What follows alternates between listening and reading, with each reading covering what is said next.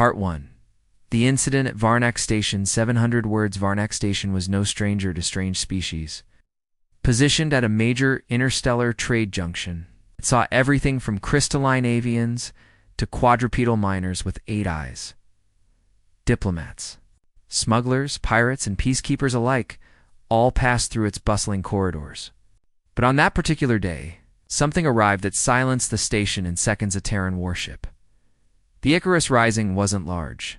It was sleek, black-holed, and unassuming compared to some of the hulking transports that regularly docked. But it bore the unmistakable markings of a Terran privateer class, fast and dangerous. And when the docking clamps hissed and the boarding ramp lowered, only a single figure stepped out. He wore a full exosuit of Terran design, matte black, lined with subtle gold circuitry veins. Power conduits pulsed softly across the armor, and his face was hidden behind a helmet, featureless except for 2 glowing blue slits where eyes should have been.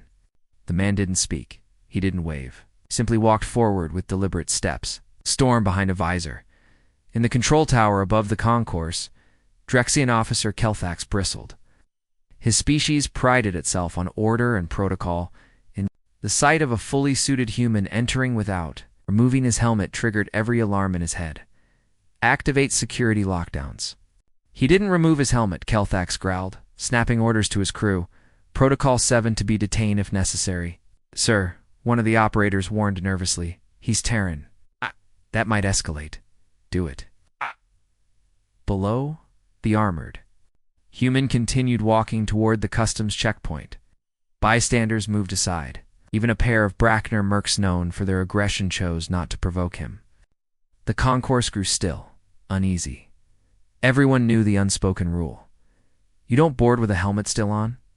It was an insult, challenge. Helmets were removed to show peace, vulnerability.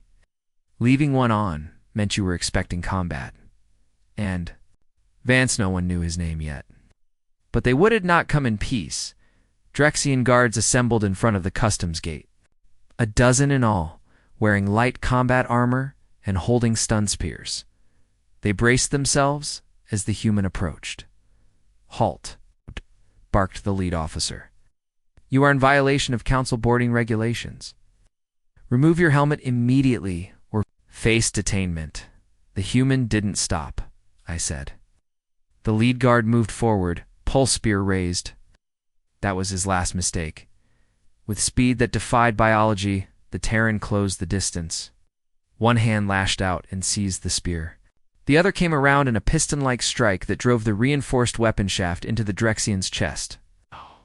There was a sharp crack. The guard dropped like a rag doll. Then all hell broke loose. 2 more guards lunged, even before they could land a blow. Micro-drones launched from compartments in the human's shoulder pauldrons, zipping out in tight spirals. Stun charges exploded. The guards were flung backwards into the wall. 3 others tried to flank him. The human's helmet flared briefly, as if processing.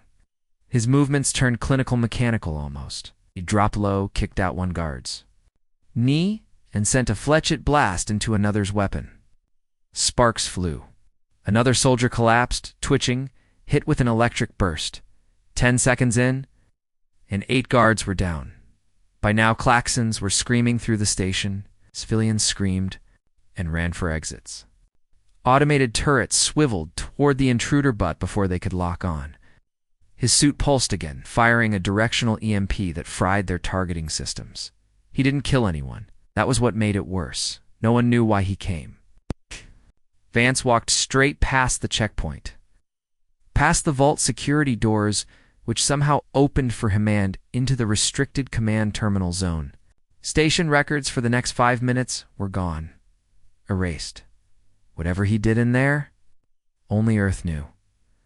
When the human walked back out, alone, unhurried, the remaining station personnel simply moved aside. No one dared fire another shot. The Icarus, rising detached from Varnak Station 15 minutes later. No comes, no demands, just silence. It jumped to FTL moments later, vanishing like a phantom. The station's crew counted 30 injured. Oh, no deaths. But the psychological impact spread like wildfire. The media dubbed it the Helmet Massacre, a misleading title, but one that stuck. By the end of the galactic cycle, every major species had updated their protocols, effective immediately. No human would be allowed to board with their helmet still on. Part 2. Debates in the Council Hall, 700 words, 3 days after the Varnock Station incident. The Galactic Council was in chaos.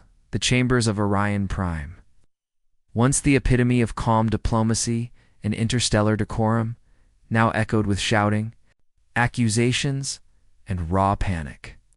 Holograms of the event edited for public viewing, but still shocking, looped above the center dais. Each image showed the same thing: a human, fully armored and helmeted, disabling dozens of trained soldiers with surgical precision and without uttering a single word. Counselor Bruven of the K-Elf pounded the podium with his scaled fist, crimson eyes flashing. He never even spoke, never declared intent. He walked in like a living weapon. A wave of agreement murmured across the council floor. Counselor Trisses of the Vortari floated upward from her grav pod, her bioluminescent antennae flashing in alarm. The Varnock footage is a warning. This wasn't some rogue pirate. This was a message. Across from them stood the human representative, Ambassador Rain, clad in an austere Terran diplomatic uniform, no armor, no tech. She stood straight, calm, her expression unreadable. But everyone in that hall could feel the tension in her presence. "You are assigning intention without evidence," she said, her voice steady. "There were no fatalities. Only violence began after your security forces engaged." Counselor Drovic, a hulking reptilian from the Gale Confederacy, let out a guttural growl. Because he refused to remove his helmet? That alone is an act of hostility. Rain tilted her head. "You have no formal rule requiring it. You know it's tradition," shouted Trisses. "A universal sign of peace. Even the Drax are removed. Their facial coverings during boarding, and they breathe methane." Bruven leaned forward. "Do you deny that humans' behavior was designed to provoke fear?" Rain didn't blink. "We don't need to provoke fear. Your imaginations do it for us." The room fell into a heavy silence. She continued, "Terrans are adaptive. We train for unpredictable environments. We wear armor not to threaten, but to survive. If your officers hadn't escalated. He knocked out 30 trained guards in less than 20 seconds. Shouted Drovic. He hacked the station's AI, wiped your own footage, and walked out like he owned the place. At this, even neutral factions nodded in grim agreement. No species had ever shown such cold, efficient force within a neutral zone. No warning, no negotiation, just overwhelming action. "And what exactly did he take from the vault?" asked. Triss's voice icy. "You've refused to disclose the contents." Rain offered a diplomatic smile. "There's no evidence anything was removed. Perhaps the system glitched during your own lockdown?" Another wave of shouting broke out, drowning her words. After nearly an hour of heated debate, the room was finally called to order by the Presidium moderator. The chamber dimmed as an emergency resolution was projected into the center. Proposal 880C, Emergency Boarding Protocol Revisions for Terran Interactions. Clause 1. No human personnel may board any council-regulated ship, port, or station while wearing a sealed helmet or fully active exosuit. Clause 2. Refusal to comply will be treated as a hostile act, granting local authorities immediate jurisdiction to engage. Clause 3. Terran diplomatic immunity does not override the enforcement of these rules, effective immediately. The votes came fast. Of the 63 voting species, 57 voted yes, 5 abstained. 1 voted no Earth. The resolution passed. Ambassador Rain remained still, her expression unchanged. She tapped her datapad and transmitted the Council's new regulation back to Earth. "I will ensure our people are notified," she said smoothly.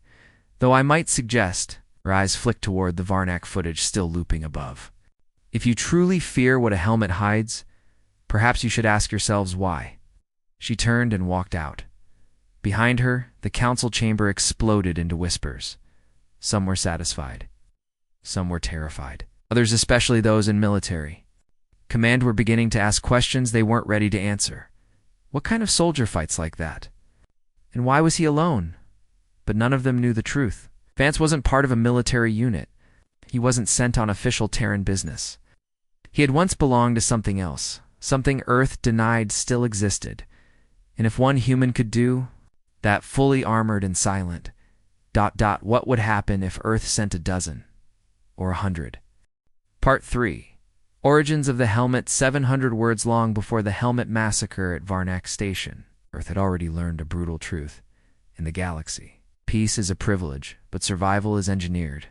The story of the Terran Helmet, now infamous across half the known systems, didn't begin as a weapon, began as a response. A response to betrayal, war, and the realization that humanity would never again walk among the stars unarmed.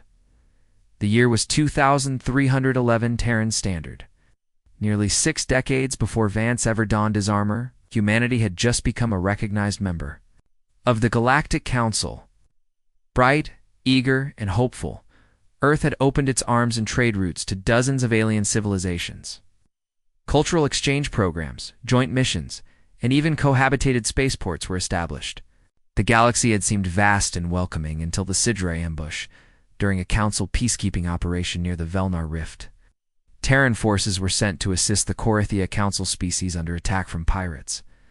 What Earth didn't know was that the pirates had been hired by a rival faction within the Council itself. The mission was a setup. An entire human expeditionary fleet was lured into a trap. No help came. Council beacons went dark.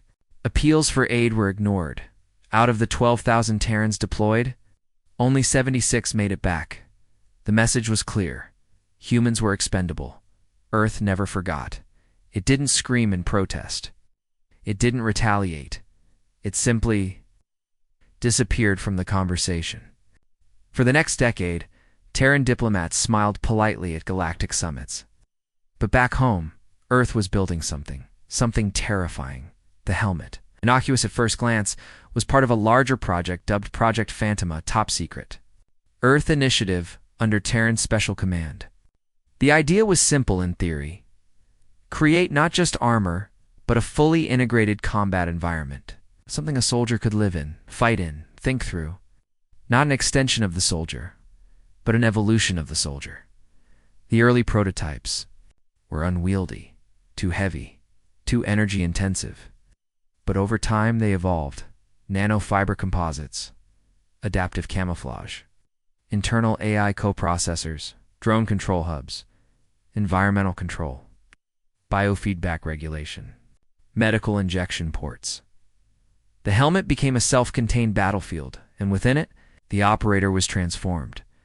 They could receive tactical predictions in real time, process incoming enemy data faster than any other species. It wounded.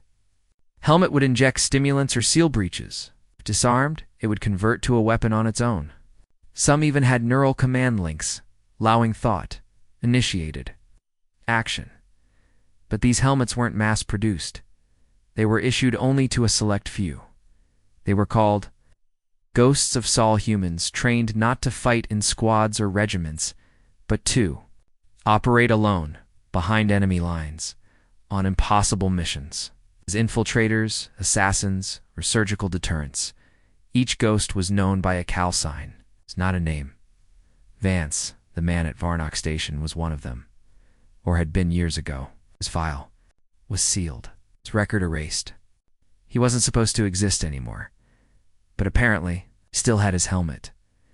In Terran Black Archives, Project Phantom was eventually deemed too effective.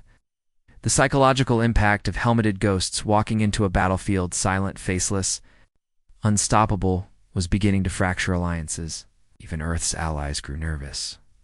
So the program was shuttered, officially, at least unofficially. Some operatives simply disappeared, retired, faded away. But a few kept their gear, their training, their instincts. When Vance stepped off the Icarus Rising, wearing his old armor, Earth didn't claim him. They didn't have to. The helmet spoke for itself. The galaxy, however, didn't understand any of this. To them, a helmet was a piece of equipment, a cultural prop, a removable item. They saw the human refusal to remove it as arrogance and insult.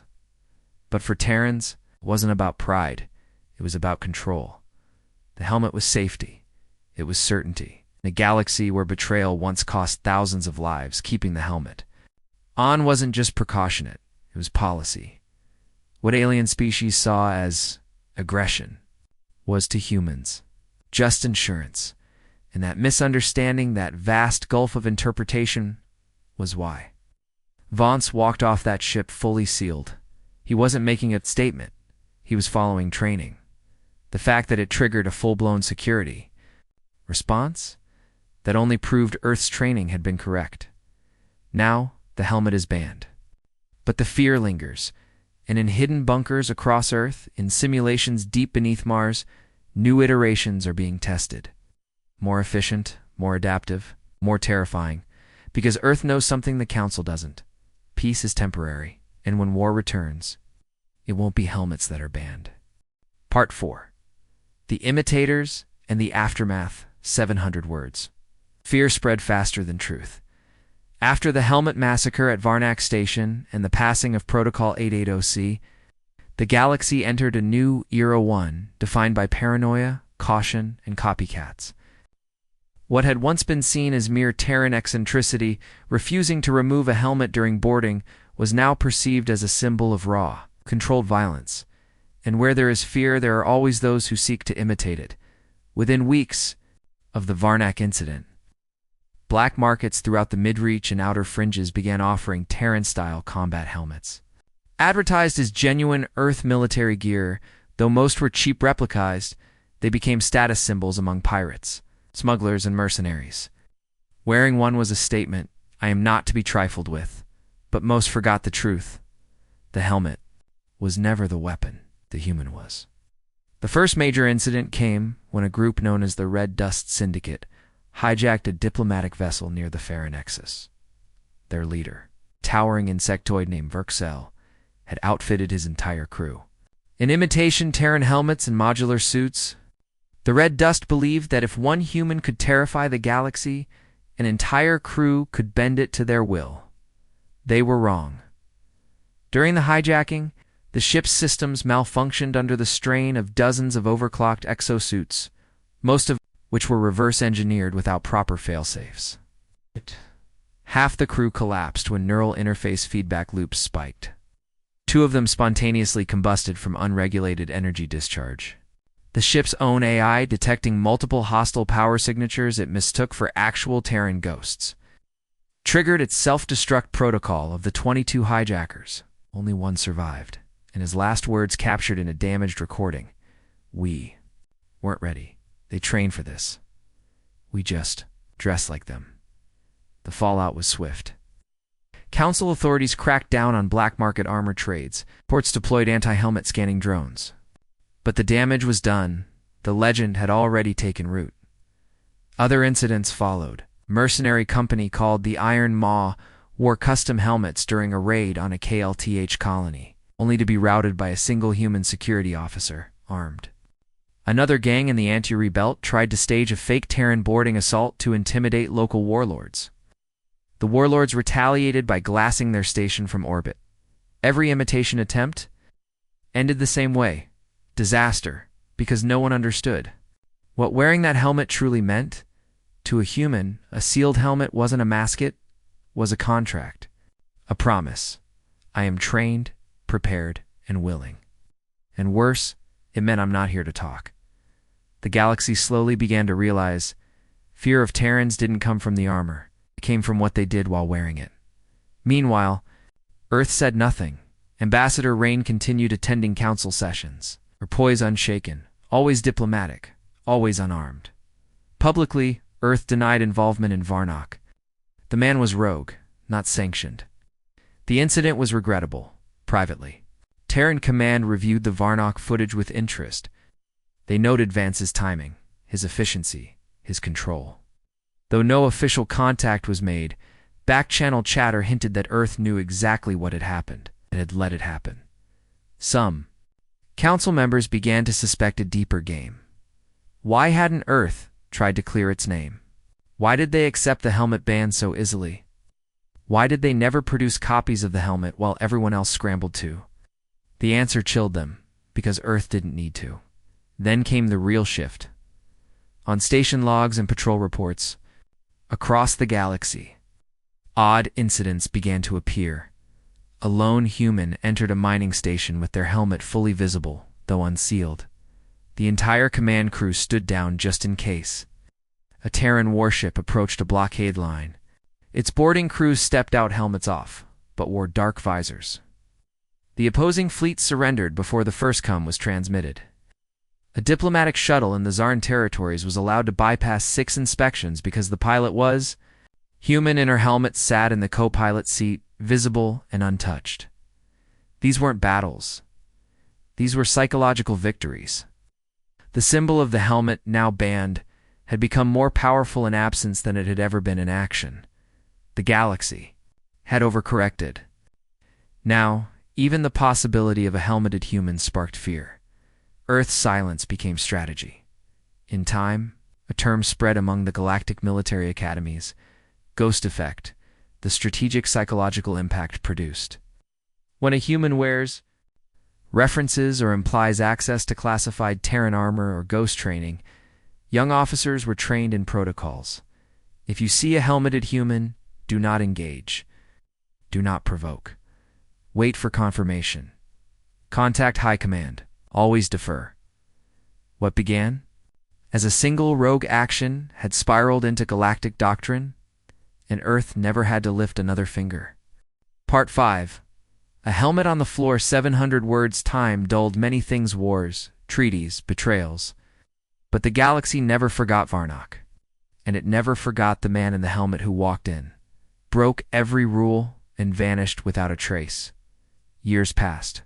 The Helmet Massacre, once a headline and scandal, became a cautionary tale taught in academy simulations and corporate risk assessments. Vance's identity was never confirmed publicly. Terran Command never acknowledged him. Earth denied all involvement and honored all interstellar regulations. The helmet ban remained in place, uncontested, but in the quiet corners of the galaxy, whispers endured. Vance was said to be one of the last ghosts of Sol, a breed of Terran operative the galaxy secretly feared even more than its own apex predators. Others claimed he was a driven or augmented beyond recognition. A few believed he wasn't human at all but a weapon disguised as one. None of that mattered when the Icarus Rising was found, drifting near the edge of an old Terran exclusion zone. Systems were offline, its drive cold, no signs of damage. No life signs. The interior showed no struggle, no warning logs, and no distress calls. It was as if Vance had simply shut it down and disappeared. Inside, investigators found only a few personal items. Rations, old Earth books, Terran combat knife still stained with Drek's blood, and in the center of the ship's war room, resting. Quietly on a stand, the helmet unsealed. Empty. When the helmet was brought to the Council's security archives for containment. Debate sparked again. Should it be studied, destroyed, displayed? It was decided that, as a symbol of the event that reshaped interspecies diplomacy, it would be placed on Varnock Station, the place where it all began. As a memorial, no name, no plaque, no fanfare, just a sealed glass pedestal and a motion triggered spotlight. It sat there, unguarded, untouched, in the middle of a public transit hub. Most beings walked past without glancing twice, but the veterans knew. Officers trained in the aftermath of Protocol 880C would slow when they passed it. Some wouldn't look at it directly. Others would mutter old training phrases under their breath. If the helmet's on, step aside. Or, more ominously, if it's off, you're already too late. The myth had grown beyond the man. Then came the incident. 7 years to the day after the Varnock event, a group of Threxian radicals tried to detonate an improvised bomb inside the station. Their plan was crude, barely functional, but the intent was clear. Make a statement on the decadent weakness of the Council and its allies. They were intercepted by a Terran civilian, a dock worker, named Elias Corbin. He was unarmed. Untrained, he didn't kill them. He just stopped them. When interviewed afterward, Elias said only this: "I couldn't let them do it. Not here, not next to that." He pointed to the helmet. News of the event spread fast. A human, standing between. A bomb and the symbol of galactic fear. Saving lives not with power, but by choice. The council reconvened to discuss the helmet's meaning once again. But this time, the tone was different. "The helmet doesn't represent a threat anymore," said Counselor Trisses, older and softer. "Now it represents a boundary. It's the edge of what we all fear we might become." Counselor Bruven grunted in agreement. "Or what we might need to be if peace ever fails." Others urged its removal. Why keep a symbol of war on a station? Meant for trade? They asked. But Ambassador Rain, now aged and gray, made a rare appearance and answered simply, "Because it reminds us that fear doesn't come from helmets. It comes from forgetting who wore them." In time, the helmet became more than a warning. It became a legend. Children would dare each other to touch the glass. Pilgrims from warrior worlds made offerings before it. Some claimed it still held Vance's AI waiting for activation. Others said it would vanish the moment Earth needed it again, but none of them noticed what was quietly written beneath the pedestal, etched in Terran, binary barely visible unless you knew where to look. It read, "He came in silence, not to speak, but to be heard." Back on Earth, deep within the Mars Defense Archives, a line of new helmets sat in stasis, sleeker, smarter. Their visors were still dark. Because Earth had learned, you don't need to fight to win. Sometimes, you just need to put the helmet on.